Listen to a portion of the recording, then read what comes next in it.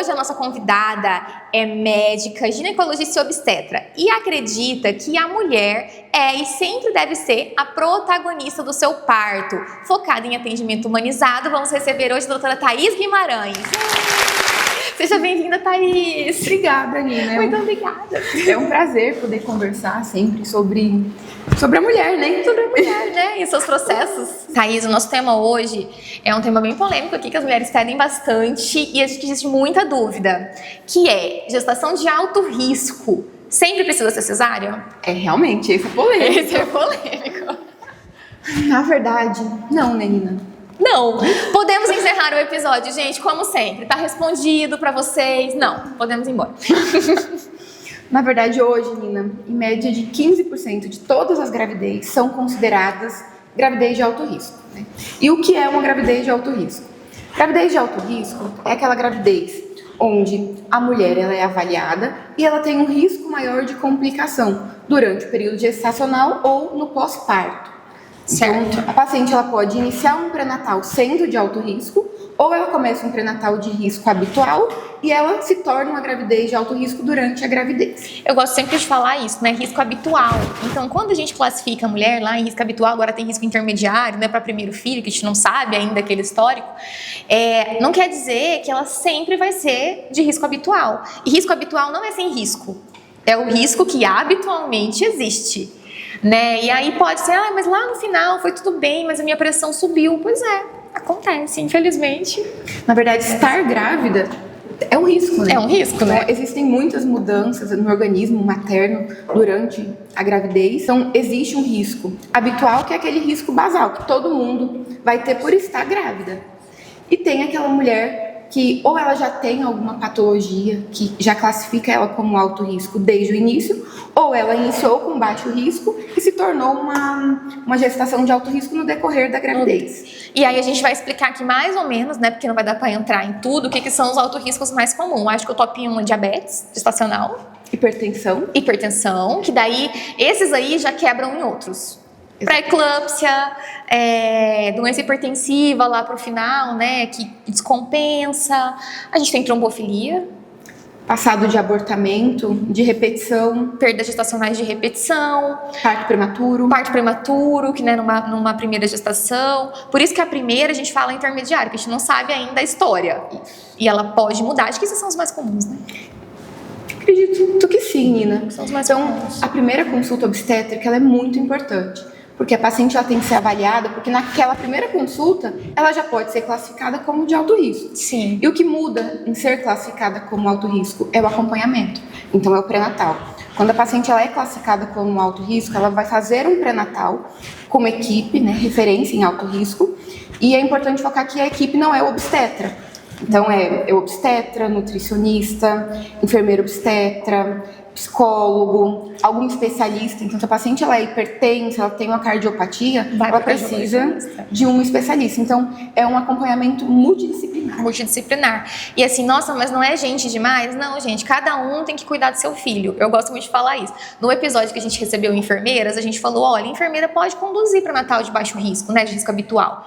Mas a enfermeira não pode conduzir alto risco sozinha. Obstetra até pode, mas em geral, a equipe multi vai facilitar muito. Pra quê que a gente vai trazer isso pra gente se a gente pode dividir e melhorar a qualidade da assistência, né? Sem dúvida. Na verdade, Nina, não só na gravidez de alto risco, em toda a gestação. Para mim, o principal fator para uma gravidez, né, e para um parto é a equipe. Então, né? Equipe em todos os momentos. Eu vejo que a paciente que ela é acompanhada por uma equipe é diferente. Infelizmente, não é acessível para todo mundo. Infelizmente, não é acessível. A gente tem equipes no SUS, a gente entende também que a demanda é outra, né? Não, sem dúvida. Então, assim, enquanto no pré-natal particular, a gente acaba atendendo, sei lá, acho que eu atendo umas 4, 5 pacientes por dia. No SUS tem que atender no período, né? Então, a gente tem, quando é uma paciente que não tem equipe, ela tem que investir em recurso dela. Mas também, todas, né? Você tem que entender o que está acontecendo com você. A gente tem que sair, a gente tem que trazer esse cuidado. O cuidado é para mim. Então, eu tenho que me apropriar dele, assim. Na verdade, eu falo que é um investimento em conhecimento. Em conhecimento. Não tem como ter parto sem conhecimento. Não pegar uma pessoa que não entende o processo, o que ela vai passar e tentar um parto normal. Fica muito difícil, né, pra ela. Porque ela não vai entender, vai ser muita... tem dor, tem desconforto, tem uma insegurança muito grande, porque culturalmente a gente perdeu, né, essa confiança de que o parto é seguro, de que ele é normal, que tá tranquilo, que tá sendo vigiado, e aí a mulher vai ficando com medo, né? A família tá com medo, a mulher tá com medo, e medo atrapalha todos os processos. Então a gente falou das doenças mais comuns aqui, patologias, né, mais comuns que a gente tem do alto risco. Para todas essas e para mais algumas, a gente vai ter então a necessidade de indução. Outro mito, né? Outro mito, assim, não, se for para induzir, então já que não vai ser parto normal, normalzinho, natural, eu prefiro indução, que é menos risco. Outro mito também. Outro mito, não é, gente, não é menos arriscado. Assim, se fosse, não tinha nem inventado, né? Pra que eu vou induzir se é mais arriscado que uma cesárea? Então, dois mitos são, primeiro, que parto de alto risco é igual a cesariana. Não é. O que acontece? Dependendo da patologia, então vamos exemplificar. Um paciente hipertensa e diabética. 38 semanas, tem que ter um nascimento. Provavelmente ela não irá entrar em trabalho de parto com 38 semanas. Então é aí onde entra a indução. O que eu vejo em relação à indução? Tem muito mito. Dói mais, demora mais. E realmente a indução ela é um processo que não é rápido. Não é rápido, tem que ter paciência. E o que é induzir? É pegar aquela paciente que não está em trabalho de parto, então ela não tem dilatação, ela não tem contração, e nós vamos avaliar e utilizar medicamentos e outros métodos naturais para fazer com que ela entre em trabalho de parto. Eu gosto de brincar assim, em parto espontâneo, o bebê fala, galera, dá pra eu sair. Em parto induzido, a gente fala pro bebê, cara, você tem que sair. Que deu aqui, o seu horário deu. E aí existem protocolos para indução. Então eu gosto muito de falar disso, assim, porque... Nina, mas como assim? Porque a gente sabe que, infelizmente, alguns processos de protocolos não são seguidos tão bem. E aí criou esse mito de que a indução dói, que é horrível, que é terrível, que a mulher vai morrer. Não posso nem falar morrer porque cai o vídeo. Que a mulher... de tanta dor. Que dói muito. É um processo mais consciente, isso sim. Porque a dilatação, quando ela acontece de forma espontânea, às vezes quando você vai sentir uma contração, a gente tá ali com 4 centímetros. Às vezes, né? Vai depender da tolerância de dor. A indução quase nunca. Assim, você vai notar cada centímetro, vai aumentar a quantidade de toques também, vai aumentar, e aquela expectativa. Mas que dói mais não é o que as mulheres falam, assim. Depois a gente manda uma pesquisa, eu mando uma pesquisa. Eu mando uma pesquisa de pós-parto. E aí, você acha que esse parto, ele teve mais dor do que o parto anterior, que não foi induzido? Então elas respondem que não, assim, que foi só mais cansativo. E acho que isso é justo, para a equipe também é justo, que é mais cansativo. Não, sem dúvida. O que eu vejo no dia a dia? Gente, parto dói.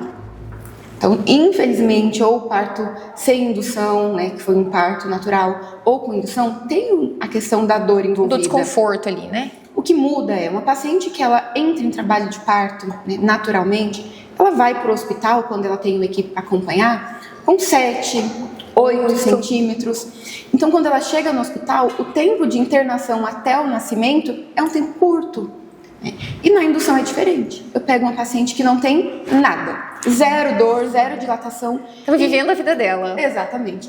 E ela vai fazer a internação dela, caso não, porque também tem os métodos não medicamentosos. Ela vai internar e vai ser começado uma indução do zero. E o que vai ser utilizado depende da avaliação de cada paciente. Então, não tem uma receita de bula. Eu vou colocar soro ou eu vou colocar o comprimido. Não sabemos. Depende da avaliação. Então, a paciente ela é examinada e vai ser elaborado o planejamento de indução dela. Meu sonho é que alguém me desse uma receita de bolo. Eu também. É meu sonho. Alguém fala, mas como que vai ser a minha indução? Eu falo assim, eu quero tanto saber como é que vai ser. Eles não têm ideia, a gente não tem ideia até começar. Então, o que você responde, ao que você não responde, ao que esse colo do útero vai responder, ao que ele não vai, né? O índice de Bishop, a gente gosta de falar. Exatamente. Dá pra pesquisar, gente, Bishop, assim. Então, Bishop mais que 6, menos que 6. Mas a paciente precisa sair. Precisa saber. Ela precisa saber para entender o porquê que a gente colocou comprimido e não ocitocina. Exatamente. Então, esse cálculo de Bishop, a paciente é avaliada, é feito um toque e é avaliado alguns critérios. A posição do colo, se ele é grosso, se ele é fino, se tem alguma dilatação ou não. Então, se eu pego uma paciente que tem um colo grosso, posterior e fechado, não adianta querer colocar ocitocina que não vai nascer. É dar comida pra quem não tem fome, eu Exatamente. falo. O colo não tá com fome, ele não vai pegar ocitocina. É só um xixi caro. Isso, é um colo que tem que ser preparado. Aí que entra o comprimido. Então, na nossa rotina, eu sempre gosto de tentar métodos não medicamentosos. Antes, né? Exatamente, só que também depende do colo. Então, existem métodos como descolamento de membrana, né, a sonda, que é o método de Krause, associa o descolamento com shake. Então, vamos falar um pouquinho desses métodos, assim, para eles entenderem. Então, acho que se a gente for pensar em menor evidência e menos intervenção, a gente falaria de shake. Isso, acho que shake e descolamento associado. E descolamento associado. Então, acho que a resposta é melhor quando tem descolamento. É melhor. Só que nem sempre dá pra descolar. Isso, essa é a questão, né? Às vezes você não consegue descolar, a gente fica, entendeu? A receita, né? Eu falo, a ideia é, vamos descolar e tomar o shake. Mas às vezes eu não consigo descolar. Exatamente. E aí eu preciso tomar o shake para tentar ter um pouquinho de contração para poder possibilitar descolar. Exatamente. E também tem um fator importante aqui, tempo. Eu tenho tempo? Não tem tempo. Então, tempo. Não adianta, eu vou descolar hoje e vai entrar em trabalho. Não. Geralmente, métodos naturais, eu gosto de começar a tentar uma semana antes do planejamento. Então, vai nascer com 38, com 39 inicia.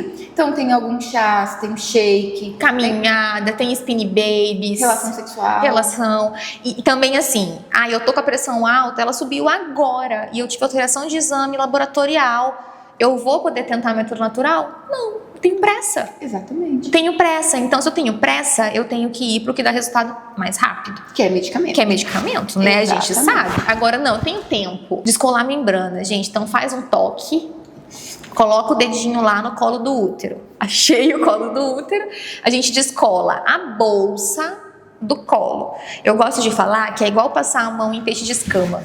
Não é a mesma sensação? Que faz assim... É mais ou menos isso, Nina. Passar assim, só que aí eu passo só o dedo, né? Dá uma cólica. A maioria tolera bem, né, o descolamento, assim. Não sente uma dor, assim. Dá uma cólica. E aí vou pra casa tomar um shake.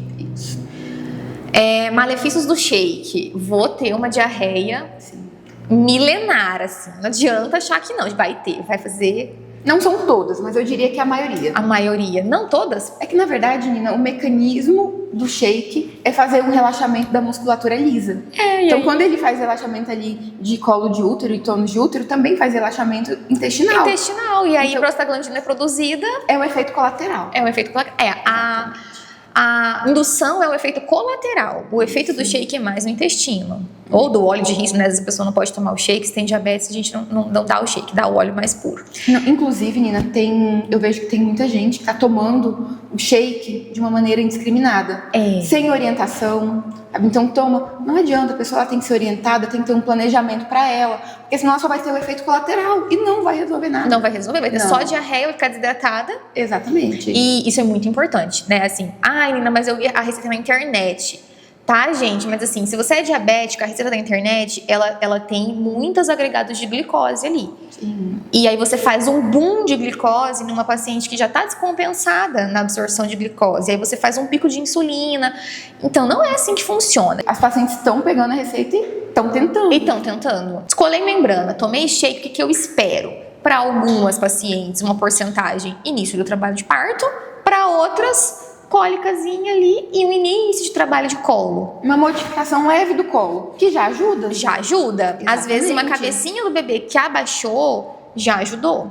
Mudou um pouquinho o colo, dá pra tentar um método de Krause. Dá pra tentar o Krause. O que é o Krause, então? Conta pra nós, o que é o Krause? O Krause, na verdade, existe uma sonda especial para isso. Só que o que nós utilizamos na prática é a sonda vesical. Aquela sonda que a gente usa quando a pessoa vai fazer uma cirurgia. E pra ficar o xixi.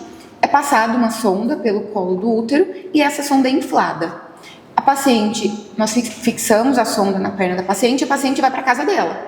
Geralmente, a tração é um método mecânico. Então, por tração da sonda no colo, inicia, né, liberação de prostaglandina e uma dilatação. Quando essa sonda cai, nós temos até 24 horas para ela cair. Caiu a sonda, passei a sonda de manhã, caiu de noite. A paciente já teve uma modificação do colo, ela interna para ir para um outro método, que vai ser avaliado também de acordo com a paciente. Dá para ir para ocitocina? Ótimo. Ah, não, mudou, mas ainda é um método um colo que tem que mudar um pouquinho. Vamos pro comprimido.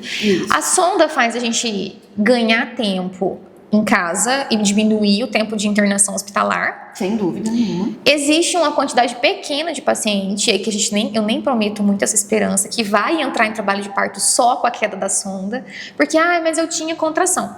A gente sabe que teve modificação de colo porque a gente infla um balão, sei lá, 60 ml às vezes, vai depender do que consegue também. Esse balão caiu, então se ele caiu, existe um buraco para ele cair, porque ele cai inteiro, né? Então, ok, houve modificação de colo. Mas não é só a modificação de colo para o trabalho de parto começar. O bebê tem que forçar a cabeça contra o colo. Se é um bebê alto? Se é um bebê alto, a sonda cai e a cabeça não desce junto. E pode também não cair a sonda. A gente tira, tá tudo certo. Mas alguma coisa aconteceu ali. Eu acho que a porcentagem de 80%, né, de sucesso da sonda, e o sucesso não quer dizer parto, o sucesso quer dizer modificação de colo. Exatamente. A vantagem é poder ficar em casa. Nós, né, todo mundo, inclusive eu, a gente está vivendo num momento que é tudo muito rápido, você quer ter resultados muito, muito rápido. E a indução, ela é demorada. Infelizmente. Tem que ter paciência. Eu não acho que a indução dói mais. Eu acho que ela demora mais, porque é um processo que vai iniciar do zero. Então, tem induções que duram 48 horas até a paciente iniciar o trabalho de parto. E iniciar, ainda tem o tempo do parto. Começou. Exatamente. Então, assim, depois de 48 horas, às vezes, para começar. A paciente internou. Colocou um comprimido, colocou outro comprimido. Aí começa, o acompanhante fica ansioso, a família liga, e aí, não nasceu? Não nasceu. Aí passou um dia, não nasceu? Não. Aí aquela paciente, ela fica ansiosa e a chance dela querer desistir, porque realmente é uma coisa... Então a paciente, ela tem que internar sendo orientada do que pode acontecer, do tempo que pode demorar. É cansativo para todo mundo, para paciente, para acompanhante, para equipe. E ainda assim, não vai ser fácil, mesmo que você saiba. A gente não pode prometer facilidade, porque mesmo que você saiba, nós não estamos mais habituados com tédio. Não. E a dificuldade, ao contrário do que se pensa assim, eu internei para induzir, a dificuldade não é a dor, a dificuldade é o tédio. Porque a internet geralmente não funciona bem dentro de hospital, porque tem muita parede. E aí você tem que levar algum filme. Eu falo, leva um filme, gente, leva um livro, alguma coisa para passar o tempo, porque é um jogo de paciência, de ficar deitado esperando a mágica acontecer. Dificilmente é rápido. Eu acho que o mínimo, assim, umas 24, 36, no mínimo. E quando a gente interna, já tem o processo anterior, que para nós não conta tanto porque a paciente está em casa, mas no emocional dela já conta. Sem dúvida. Então vamos pensar numa paciente que fez tudo. Ela tomou chá. O chá, a gente tem baixa evidência. Ele tem baixa evidência. Mas ele dá uma cólica, pelo menos, e aí eu gosto disso. Que acho que ajuda ali. Mas é a escolha da paciente tomar ou não também. Sempre é a escolha da paciente, né? Então, assim, tem paciente que não quer fazer nada disso, quer internar para misoprostol, comprimido. Tudo bem. A gente usa óleo de prímula. Também. Geralmente ali um mês antes, quando a gente sabe que vai induzir, né? Quando já é uma paciente que sabidamente talvez tenha uma indução. Então, já tá colocando esse comprimido há um mês. Tomou chá. Aí ela faz um descolamento de membrana. Fiz o descolamento com 24 ou 48 horas e tomei o shake, que eu vou tentar um Krause. Então, olha que já foram 4 dias. 4 dias sentindo dor? Não. 4 dias querendo sentir contração e não sentindo nada. Aí eu internei para miso ou ocito. Vamos dizer que miso. Vamos para paciente que faz tudo. Ela internou para o comprimido. Ela pode ficar mais 48 horas usando o comprimido. Aí já temos aqui 6 dias. Depois do comprimido, a gente tem a ocitocina, que daí para usar uma dose máxima, acho que dá umas 16 horas, se for subindo de meia em meia hora. Então já tem mais esse processo da ocitocina. Vamos dizer que só começou o trabalho de parto quando ela chegou na dose máxima de ocitocina. Ela já está há 7 dias em processo. Cansada. E começou o parto. Começou, chegamos. Que é quando dá certo. Que é quando dá certo.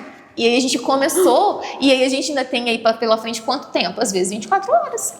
Que depende de cada paciente. Que depende de... Ah, mas eu comecei e já nasceu. Ainda bem, né? Estatisticamente você não é a maioria. Sim. Né? Então, é o objetivo. O objetivo é internar para entrar em trabalho de parto. Para entrar em trabalho de parto. Tá, então colocamos o Krause, que é a sondinha, tomamos o shake. Vamos falar agora então do famoso comprimido, que tem a contraindicação de as mulheres que já tiveram uma cesárea. Isso, quem já teve uma cesárea não pode usar. Não pode usar comprimido, não pode. Ah, por quê? Porque existe um risco do seu útero não aguentar. Então a gente, né, aqui a gente tem que usar o que é correto. Ah, mas eu quero. Não podemos. Não pode.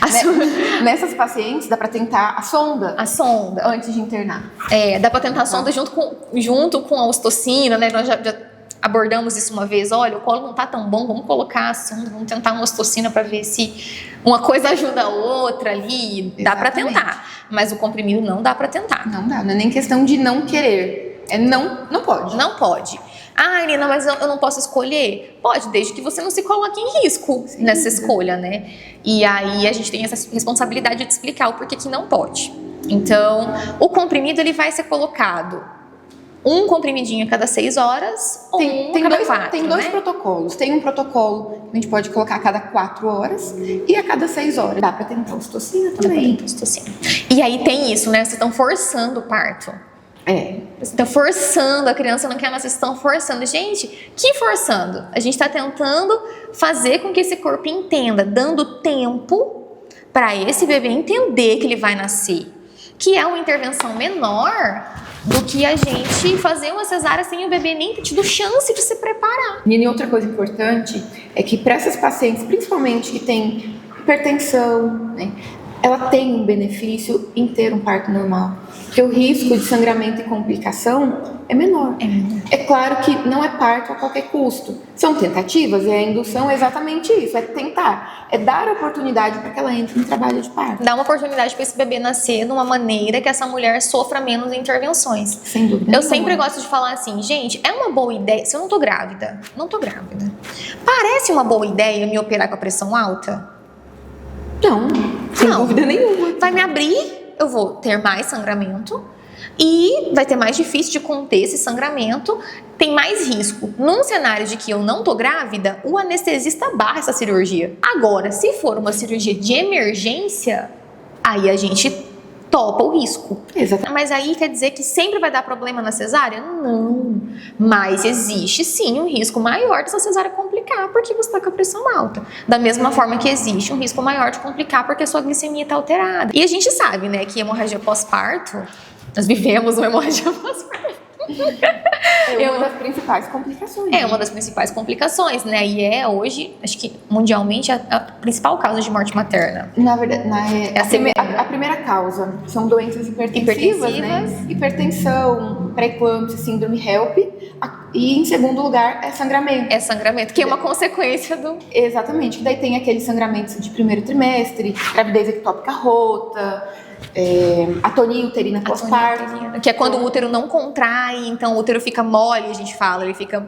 Exatamente. Então, sangramento, hemorragia é a segunda principal causa de complicação materna. Materna. E aí a gente trabalha muito, o nosso foco é evitar que isso aconteça. Então, mesmo a mulher que a gente controlou no pré-natal, mesmo a mulher que a gente tomou todos os cuidados, mesmo a mulher que não tinha um pré-natal de alto risco, era risco habitual, essa hemorragia, ela pode acontecer. Ela pode acontecer. Porque a gente tem um protocolo para prevenir em todas. Em todas. Então, isso pode acontecer ainda assim. Mas a gente sabe que o risco, a chance dela acontecer em um parto, quanto mais intervenção, maior é a chance de complicação, né? A cascata de intervenção. Então, quanto mais eu intervenho no processo, mais eu tenho chance de complicar. Não que vá sempre, a gente não quer fazer terrorismo, né? Sim, assim, não que vá sempre acontecer, né? Mas, comigo foi tudo bem. E aí eu gosto de falar isso. Gente, a sua experiência pessoal não é estatística. Então... Não, exatamente. Então, eu vejo que tem pacientes que passaram por cesárea pélvica da bebê. Então, o parto ele depende de vários fatores. São vários fatores. E não são só fatores fisiológicos, porque nós já acompanhamos até parto que a gente fala assim, é distócia emocional. Isso está sendo estudado agora. Não sei se o termo vai ficar esse mesmo, porque eu acho que esse fica meio gratiluz aí, né? Mas existe uma distócia que acontece por quebra do fator hormonal relacionado à insegurança materna. Ela começa a secretar adrenalina e cortisol lá em cima e bloqueia o Inclusive processo as contrações. As contrações. Exatamente. Então, o parto ele depende de fator materno, a pelve, né, a preparação que aquela paciente teve, o conhecimento dela, fatores relacionados ao bebê, então peso, posição. Tem bebês pequenos que não descem na pelve, né, ficam assinclíticos, que a gente fala. Sim, desce torto. Então depende da mãe, do bebê, da contração, são muitos fatores. Mas a maioria nasce. Sim. Esmagadora. E para não nascer, tem que tentar. Tem que tentar. Então, às vezes a gente acompanha um trabalho de parto, né, e chega um momento que é até difícil para a equipe, né? Então, eu como obstetra, às vezes eu sofro para falar, olha... A gente tem que ser realista. A gente fica frustrada. Sim. A gente fica. Frustra também, sabe? A gente Sem não vai dúvida. deixar isso passar. Porque você criou uma expectativa também. Você Sim. preparou a tua paciente, você viveu aquele processo. Então, mas chega um momento que você tem que literalmente dar um banho de água fria. Ai, menina, mas como assim você vai falar da frustração? Mas o importante não é nascer bem? Claro, gente, o importante é nascer bem. Mas expectativas são criadas, nós temos que ser realistas. Expectativas são criadas. Um trabalho de parto está evoluindo super bem.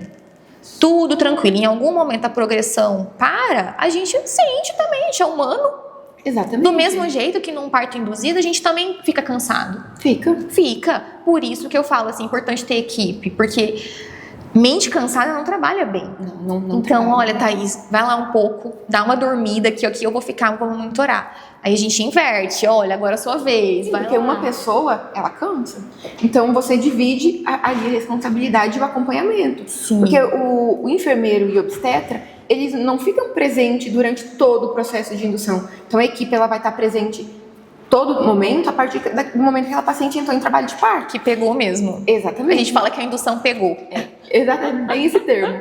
Mas tem que ir lá, tem que colocar o comprimido, tem que ser avaliado. É feito cardiotocografia para avaliar o bem-estar fetal. Então, indução é um processo que tem que ter acompanhamento.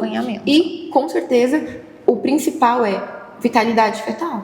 Tá tudo Então, bem? tá Como é tudo que tá esse bebê? Exatamente. Tem que ser monitorado. Por isso que não tem como induzir em casa. Né? Não tem como deixar lá também. Assim, aí deixa que... Aí, assim, como é que nasce? Deixa a paciente de qualquer jeito. E aí vamos falar agora da temidocitocina. Só antes eu vou falar assim. E aí se você pensa em ter um parto normal, saiba que se você tem a sua cesárea por escolha, você diminui um pouco a sua chance de usar o seu, né, de conseguir usar alguns métodos, né? E muitas vezes o misoprostol é o que te afasta de uma nova cesárea. Exatamente. Então pensa bem na primeira cesárea, gente. E se você vai para uma segunda cesárea, praticamente nenhuma equipe vai te acompanhar. É muito difícil. Principalmente assim, a gente tá no interior, né? Então a gente não tem pronto atendimento obstétrico, a gente não tem uma equipe lá. Exatamente. Então se a gente precisa de uma cesárea de emergência, a gente tem que chamar. E aí fica mais difícil. Então assim, se isso passa pela tua cabeça, estuda, entenda, não vá conduzida, sabe? A gente tem bastante conteúdo aí para que você não vá conduzida, porque uma primeira cesárea muda seu futuro obstétrico, sim. Sem dúvida nenhuma. Então, um parto normal depois de uma cesárea tem um risco. Tem. Depois de duas, tem outro risco. E exatamente por morar no interior, então nós não temos um centro obstétrico 24 horas, nós não temos anestesista presencial 24 horas. Então, a paciente que ela vai tentar um parto depois de duas cesáreas, pode, sem dúvida nenhuma, desde que ela esteja orientada dos riscos. E acompanhada. Sem dúvida nenhuma. Que é outro processo. Um parto depois de duas cesáreas é parto para ser acompanhado em equipe. Isso, Então, equipe. A gente tem que... Não eu sempre tente falo, isso sozinha. Não tente isso, eu vou chegar na maternidade nascendo. Eu falo, olha, eu desaconselho.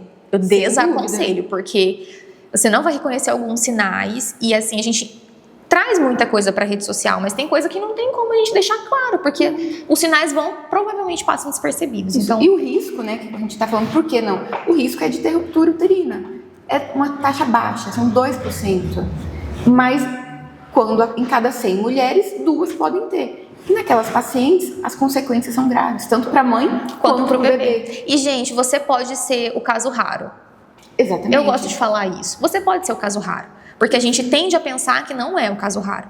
Mas você pode ser o caso raro. Você pode ser o 0,2% da população. Porque você pode ser. E aí, por quê? Não sei. Mas pode ser você, então você precisa saber disso, né? E aí vamos falar da ocitocina. Outro mito, né? Assim, o sorinho para dar dor. O soro da dor. Existem protocolos para uso de ocitocina. Sem dúvida nenhuma. Que acho que daí que vem a fama da coitada. Mas Então não tem como, Nina. O que eu falo para minhas pacientes? Tem paciente que fala, doutora, eu quero um parto e eu quero um parto natural. Eu não quero nada. Eu não quero ocitocina, eu não quero ruptura de bolsa. O que eu explico? Toda intervenção ela tem que ser explicada o porquê. E se ela realmente é necessária. Então, eu tive partos que, se eu não tivesse utilizado ocitocina, talvez não nasceria. Ou se não tivesse tivesse rompido bolsa, um bebê alto, que não estava ali naquele colo. Então, a paciente tem que entender que não é o fato de usar uma ocitocina que o parto dela deixou de ser bom. Exatamente. Por quê? Mas tem que ter uma indicação. E a indicação você tem que corrigir a contração dessa paciente. E também não é colocar um soro lá e abrir ele e ir embora, né? Tem um protocolo. É utilizado bomba de infusão, é aumentado uma taxa a cada meia hora. Devagarzinho. Exatamente. Sentindo, botando o pezinho na água. E tem que ser necessário, porque se a paciente tem contração regular, tá ok, tá com a contração boa, vou colocar o soro pra quê? Ocitocina não é indicação de ocitocina, ser mais rápido. Isso não é uma indicação. Exatamente. Sem motivo, assim. Isso, tá demorando muito. Tá demorando muito. Mas tá demorando muito por quê? Qual que é a fase do parto que você tá? Mas como que tá a contração? Tem contração e tá demorando, então não falta força, falta espaço. Então a gente tem que... Falta paciência, Falta né? paciência, essa é a lógica, assim. Se eu tenho contração e esse bebê não tá nascendo, não tá faltando força no trabalho de parto, tá faltando, às vezes, algum espaço, um bebê com dificuldade para descer na pelve, tá faltando outra coisa. Mobilidade, relaxamento, às vezes tá faltando descanso. Sim. Essa mulher conseguir descansar um pouco, a gente sair da cena e deixar ela quietinha com o acompanhante dela no chuveiro, bem bonitinhos ali, para dar uma relaxada. Comer, dormir. Agora, se tá faltando força, que é contração, aí a ocitocina vem para corrigir. Mas por isso que a paciente ela tem que ser orientada no pré-natal, exatamente isso. Porque eu tenho pacientes que chegam e falam, doutora, eu não quero ocitocina. Eu falo, mas calma aí, calma, respira, vamos entender. Então, tem indicação de utilizar a ocitocina? Tem. Então, a paciente ela tem que ser comunicada, olha, não tá legal a contração, o padrão de contração não tá eficiente para a fase de trabalho de parto que você tá. A gente vai utilizar. Então, tem que ter o porquê, a paciente tem que entender, porque toda intervenção tem que ter um motivo. Tem que ter um motivo. E aqui eu vou instrumentalizar, gente. Se alguém chegou com soro no seu trabalho de parto, pergunta o que é. É seu direito perguntar o que é. Então, é ocitocina. Por quê? Porque mandaram. Não é assim que a gente responde. Não, se mandaram, então eu vou dizer que eu não quero. Não sei pra quê. Mas tem o mito da ocitocina. Então, doutor, o soro. Tem paciente que fala de soro. O soro porque tem, né? E porque esse uso indiscriminado também. Porque talvez foi utilizado naquela paciente sem indicação. Então, gente, o problema não é a indução. É a indução sem protocolo. Isso. E cada paciente é um protocolo baseado em cada paciente. Dependendo da avaliação daquele colo do útero. E, além disso, ele é individualizado. Além disso tudo, a gente segue diretrizes. Então, mesmo que ele seja feito para você, eu não vou colocar um soro aberto. Exato. Vai ser aumentado a cada 30 minutos. E quando que a gente descobre isso no pré-natal? Eu sou uma defensora de pré-natal, assim. Tem que ter no pré-natal essa conversa. Se eu tenho chance de ter um parto induzido, para que a gente faça uma previsibilidade. Eu sei o que eu vou usar? Não. Mas se eu usar o comprimido vai ser assim. Se eu usar a ocitocina vai ser assim. Se eu usar a sonda vai ser assim. Então eu estou preparada. Eu não vou poder perguntar de novo? Vou. Mas pelo menos aquilo já vai criando uma consistência na minha mente. Eu falo, vai construindo um tijolinho na minha mente. De eu entender, olha, então... Se eu for para uma indução, vai ser assim. Pode ser que eu entre em trabalho de parto antes, que eu não preciso da indução. A gente tem algumas, né? É a minoria que vai entrar antes?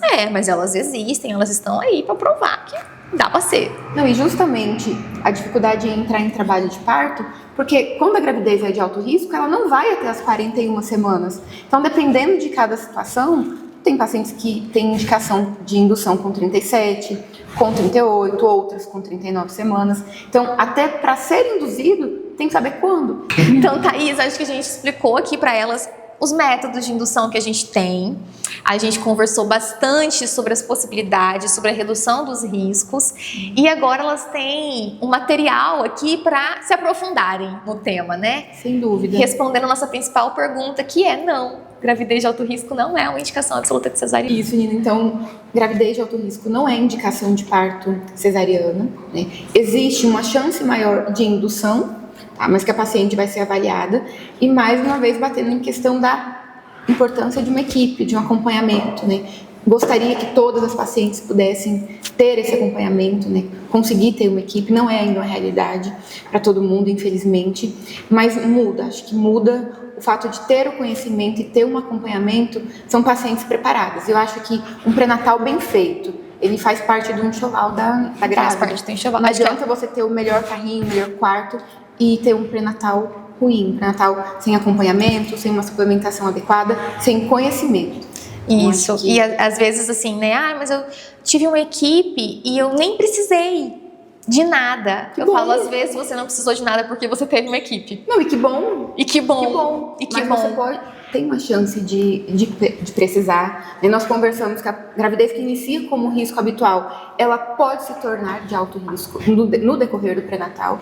E para essa paciente, principalmente que tem uma gravidez de alto risco, a equipe é mais importante ainda.